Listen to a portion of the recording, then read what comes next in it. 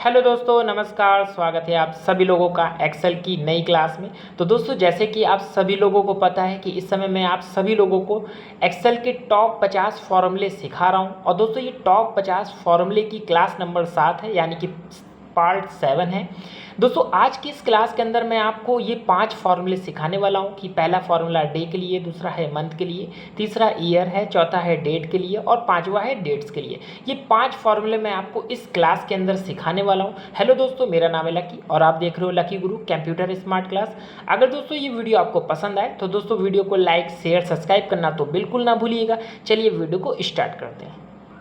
तो दोस्तों, ये जो 5 फॉर्मूले हैं, ये 5 फॉर्मूले सीखने से पहले दोस्तों, अगर आपने इसके पहले की सीरीज़ नहीं देखी है, यानी कि आपने इसके पहले के फॉर्मूले नहीं सीख रखे हैं या फिर नहीं सीखे हैं, तो दोस्तों इसका लिंक मैं डिस्क्रिप्शन में दे दूंगा। तो आप जाकर उसकी प्लेलिस्ट को ओपन करके बारी बारी करके सारे आप सीरीज़ को देख लीजिए, ताकि आपको उनके भी फॉर्मूले के ज्ञान हो जाए। तो चलिए बात करते हैं दोस्तों आज की क्लास में। आज हम लोग दोस्तों ये 5 फॉर्मूले सीखने वाले हैं, जो कि बहुत ज़्यादा प्रयोग होते हैं एक्सेल में। दोस्तों, इन फॉर्मूले को आपको जरूर आना चाहिए। अगर आप दोस्तों नए यूज़र हो, यानी कि आप कंप्यूटर नए नए सीख रहे हो, तो आना ही चाहिए। और दोस्तों, अगर आप पुराने यूज़र हो, आपको पहले कंप्यूटर आप सीख रखे हो और ये फॉर्मूले नहीं आता, तो समझ लीजिए दोस्तों कि आपको एक्सेल पे बिल्कुल भी कुछ नहीं आता। तो दोस्तों, ये फॉर्मूले बहुत इंपॉर्टेंट है।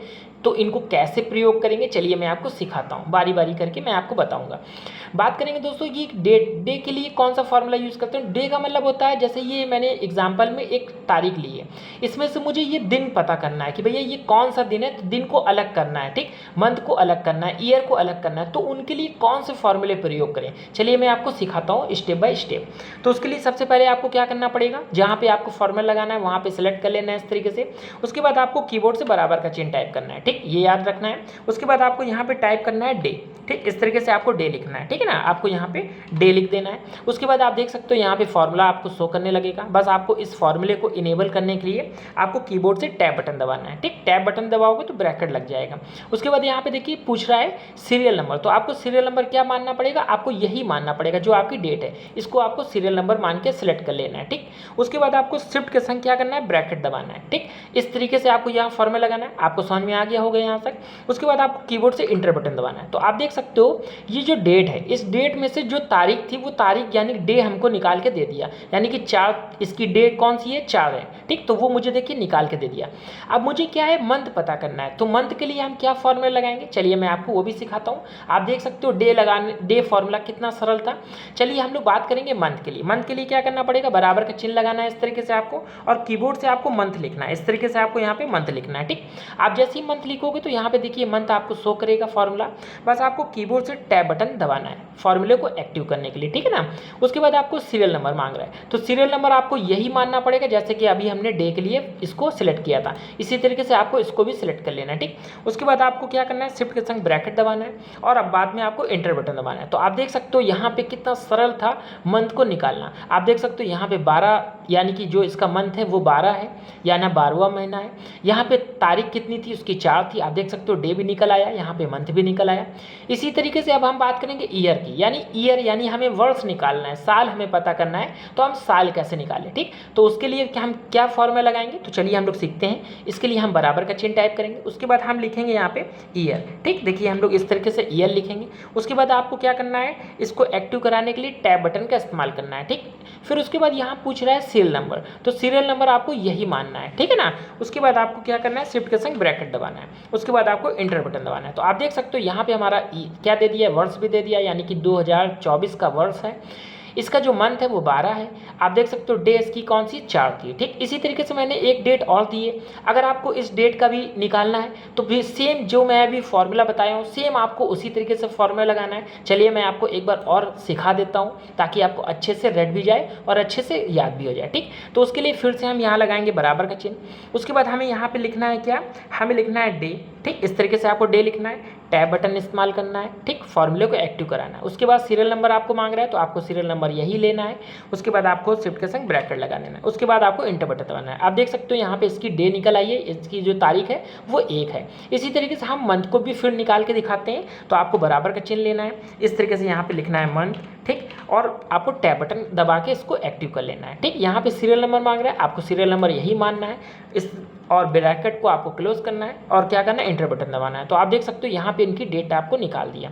अब चलिए हम लोग इसका वर्ष भी निकाल लेते हैं, ठीक। इसका वर्ष निकालने के लिए फिर से बराबर का चिन्ह और यहाँ पे लिखेंगे ईयर, ठीक। इस तरीके से टैब बटन दबाएंगे और सीरियल नंबर मांग रहा है तो सीरियल नंबर आपको इसी को लेना है, ठीक, और इसको शिफ्ट के संग ब्रैकेट को क्लोज करना है और उसके बाद इंटर बटन।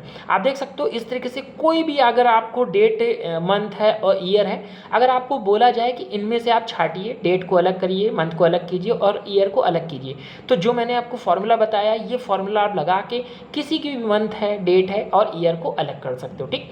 यहाँ तक तो आपको अच्छे से समझ में आ गया होगा, ये 3 फॉर्मूले आपको अच्छे से समझ में आ गया होगा।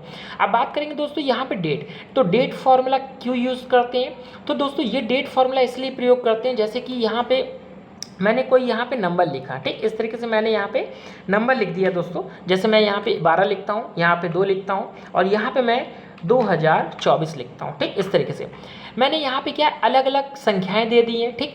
ये अलग अलग संख्याओं को मैंने आपको लिख कर दे दिया और मैं आपसे कहता हूँ कि इनको मिलाकर आप डेट बनाइए। तो उस कंडीशन में दोस्तों आपको क्या करना है, कौन सा फॉर्मूला लगाना है, चलिए मैं आपको बताता हूँ। उसके लिए आपको क्या करना है, यहाँ पे बराबर का चिन्ह टाइप करना है, ठीक। उसके बाद आपको यहाँ पे लिखना है डेट, ठीक। इस तरीके से आपको डेट लिखना है और आपको टैब बटन दबा के इस डेट को इनेबल कराना है फॉर्मूले को, ठीक। अब देखिए यहाँ पे आपको पूछ रहा है ईयर, फिर मंथ, फिर डे। पहले आपको मंथ ईयर पूछ रहा है तो ईयर हम इसको ले लेंगे, उसके बाद आपको कॉमा लगाना है। उसके बाद पूछ रहा है मंथ, मंथ आपका कौन सा है, तो ये 2 तारीख है यानी दूसरा मंथ है, आपको ये क्लिक कर लिया। फिर वो आपको कॉमा लगाना है, उसके बाद डे पूछ रहा है तो डे हम इसको मानेंगे 12 को, ठीक।